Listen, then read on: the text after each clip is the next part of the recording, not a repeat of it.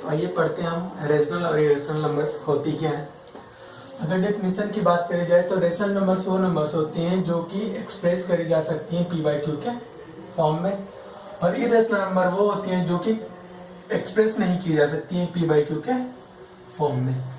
और मैंने जैसे आप लोग को जब क्लासिफिकेशन ऑफ नंबर पढ़ाया था तो मैंने बताया था कि जो नंबर नॉन टर्मिनेटिंग और नॉन रिपीटिंग होती है, जिनका कोई फिक्स्ड पैटर्न नहीं होता डेसिमल में, वो क्या होती है, इरेशनल होती है। इसके अलावा जितनी भी नंबर्स होती है रियल नंबर, वो सारी जो भी नॉन टर्मिनेटिंग और नॉन रिपीटिंग होती है वो इरेशनल नंबर होती है। और इसके अलावा जितने भी नंबर्स होती हैं वो सारी रेशनल नंबर्स होती हैं। अगर मैं एग्जांपल की बात करूं तो रेशनल नंबर का एग्जांपल हो जाएगा जैसे जितने भी नंबर आपको आती हो 1 2 3, और डेसिमल्स की बात करिए तो 2.456 ये टर्मिनेट हो रहा है। नॉन टर्मिनेटिंग डेसिमल की बात करिए तो 2.464646। इसमें क्या है कि हमें फिक्स पैटर्न मिल रहा है कि जो 46 है रिपीट हो रहा है, तो इसे हम लोग 2.46 की बार लिख सकते हैं। तो ये जो या तो रिपीटिंग हो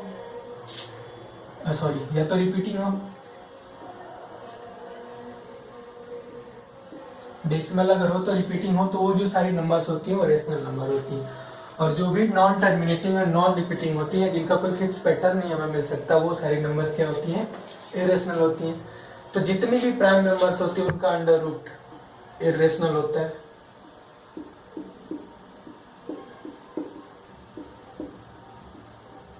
क्योंकि जब हम इनका स्क्वायर रूट निकालते हैं तो ये जो वैल्यूज आती हैं वो कभी भी फिक्स पैटर्न नहीं शो करती, ये हमेशा कुछ ना कुछ चेंज होती रहती है। एग्जांपल्स में और अगर देखे जाए 2.433341231216 ऐसे ये जो टर्मिनेट ना हो और कोई भी फिक्स पैटर्न ना मिले तो हम इन्हें पी बाई क्यू के फॉर्म में एक्सप्रेस नहीं कर सकते। तो ये कि रेशनल नंबर्स और ये होते हैं इरेशनल नंबर्स। और इसमें आप लोग को एक्सरसाइज में कुछ प्रूफ करने हैं कि √2 इरेशनल होता है। हाउ? तो जब एक्सरसाइज सॉल्व करेंगे तो हम इसे देख लेंगे। तो अब हम पढ़ते हैं terminating and non terminating fractions क्या होते हैं। अगर टर्मिनेटिंग फ्रैक्शन की बात करिए तो कोई भी फ्रैक्शन जो पी बाई क्यू के फॉर्म में दिया गया हो और पी बाई क्यू को-प्राइम्स हो। को-प्राइम्स का मतलब होता है कि जिनका जो ग्रेटेस्ट कॉमन डिवीजर होता है इज ओनली 1, मतलब इन दोनों के बीच में एक के अलावा कुछ भी कॉमन हो। जैसे 2/3, इनमें एक के अलावा कुछ भी कॉमन है। अगर ये 4/6 होता तो इसमें 2 कॉमन है, तो ये 4/6 को प्राइम नहीं कहलाएंगे। तो जिन नंबर्स में केवल एक कॉमन हो, ग्रेटेस्ट डिवीजर कॉमन डिवीजर जो हो अगर एक हो, तो वो सारे नंबर्स को प्राइम कहलाती हैं। तो हम अगर टर्मिनेटिंग फ्रैक्शन की बात करें तो वो सारे फ्रैक्शन अगर पी बाई क्यू के फॉर्म में दिए गए हों और अगर हम क्यू के फैक्टर करे जाए और ये केवल या 2 के मल्टीपल्स हो या 5 के मल्टीपल्स हो या 2 और 5 दोनों के मल्टीपल हो, तो जो भी हमारा फ्रैक्शन होगा वो टर्मिनेट करेगा। जैसे एग्जांपल की मैं बात करूं तो अगर 7 डिवाइडेड बाई आइदर 4 हो, 2 हो या 6 हो, तो ये जो डेसिमल है ये टर्मिनेट करेगा।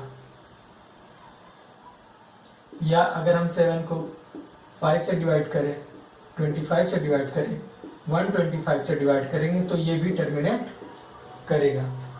या यही 7 के 2 की पावर 3, 5 की पावर 2 से डिवाइड करें तो भी ये टर्मिनेट होगा। कहने का मतलब है कि अगर हमें या तो जो हमारा डिनोमिनेटर है उसमें या तो 2 की फैक्टर हो मल्टीपल्स हो या 5 के मल्टीपल्स हो या 2 और 5 दोनों के मल्टीपल्स हो, तो जो हमारा फ्रैक्शन होगा वो टर्मिनेट करेगा। और अगर नॉन टर्मिनेटिंग की बात करी जाए तो 2 और 5 के अलावा अगर अदर देन 2 और 5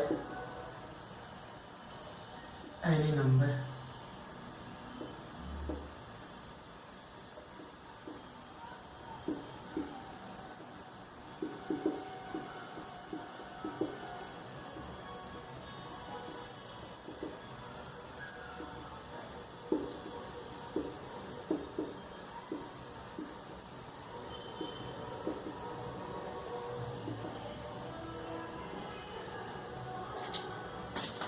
अगर नॉन टर्मिनेटिंग की बात करी जाए तो अगर 2 और 5 के अलावा कोई भी अगर थर्ड फ्रैक्शन प्राइम फैक्टराइजेशन में आ जाता है, थर्ड जो नंबर है वो आ जाता है, तो जो हमारा p/q होगा वो नॉन टर्मिनेटिंग होगा। जैसे अगर मैं बात करूं 7/3 की, तो ये होगा 2.33333, ये कभी भी टर्मिनेट नहीं होगा। अगर मैं ये देखूं 7/2 तो ये हो जाएगा 3.5। ऐसे अगर 7/5 देखा जाए तो ये हो जाएगा 1.4। तो ये टर्मिनेट हो जा रहा है, लेकिन ये टर्मिनेट नहीं होगा। तो हमें यहाँ से ये बात कंफर्म हो जाती है कि जो अगर हमारे डिनोमिनेटर में 2 और 5 के फ्रैक्शन हो, मल्टीपल हो, तभी जो हमारा p/q है वो टर्मिनेट होगा। इसके अलावा अगर कुछ भी होगा तो वो टर्मिनेट नहीं होगा।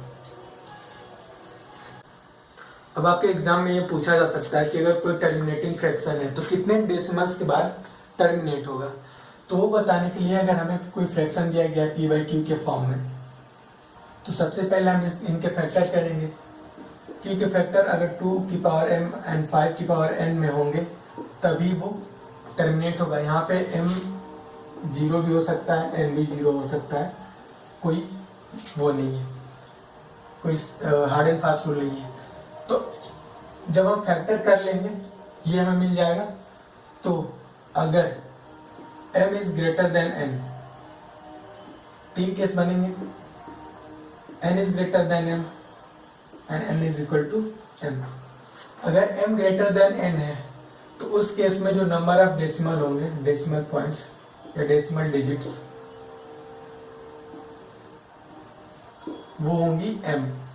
और अगर n is greater than m है तो इस केस में जो नंबर ऑफ डेसिमल डिजिट्स होंगी वो हो जाएंगी h। और इस केस में जब इक्वल है तो इतनी ही डिजिट्स होंगी, n और m। मतलब अगर कोई भी फ्रैक्शन जैसे है 2 की पावर q एंड 5 की पावर 2, तो इसमें जो डेसिमल डिजिट्स होंगे वो होंगी 3। अगर ये 2 की पावर 2 एंड 5 की पावर 3 है तो जो इसमें डेसिमल डिजिट्स होंगे वो 3 होंगी इसके हिसाब से। और ये 2 की पावर 2 इंटू 5 की पावर 2 है तो इसमें डेसिमल डिजिट्स 2 होंगी। तो ये था हमारा, हम इसके हिसाब से बता सकते हैं कि after how many digits the fraction will terminate. इसके बाद हम लोग पढ़ेंगे, आपका एक टॉपिक बचा हुआ है फंडामेंटल थ्योरम ऑफ अरिथमेटिक। उसके बाद हम लोग एक्सरसाइज सॉल्व करेंगे। तो आइए पढ़ते हैं फंडामेंटल थ्योरम ऑफ अरिथमेटिक के बारे में। जो फंडामेंटल थ्योरम ऑफ अरिथमेटिक है वो कहता है कि अगर कोई भी कंपोजिट नंबर है हम उसे उसके प्राइम फैक्टर्स के प्रोडक्ट के टर्म में लिख सकते हैं। जैसे अगर ये जैसे any composite number can be express as the product of their prime number, prime factors. कोई भी जो कंपोजिट नंबर है वो अपने प्राइम फैक्टर्स के टर्म में एक्सप्रेस की जा सकती है।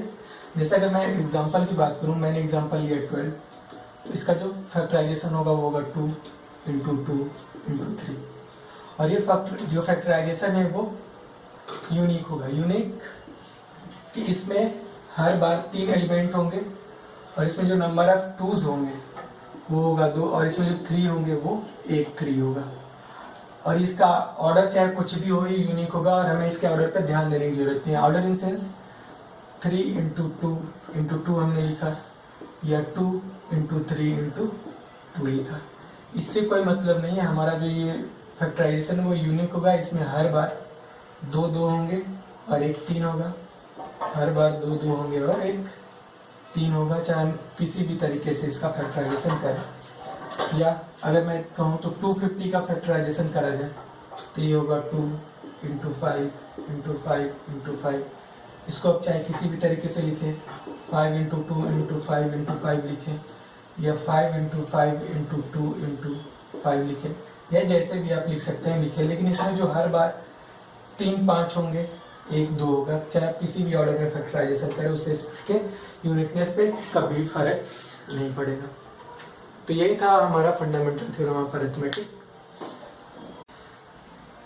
तो पहले चैप्टर के बेसिक्स कॉन्सेप्ट के जो वीडियोस हमने बनाए हैं वो ज़्यादा से ज़्यादा आधे घंटे के होंगे। आप इन वीडियोस को 2 से 3 बार देखें, जब तक आपको समझ में ना आए तब तक देखें। अगर उसमें भी कोई डाउट रह जाता है तो आप हमें कमेंट करें, हम लोग आपके डाउट्स दूर करने की कोशिश करेंगे।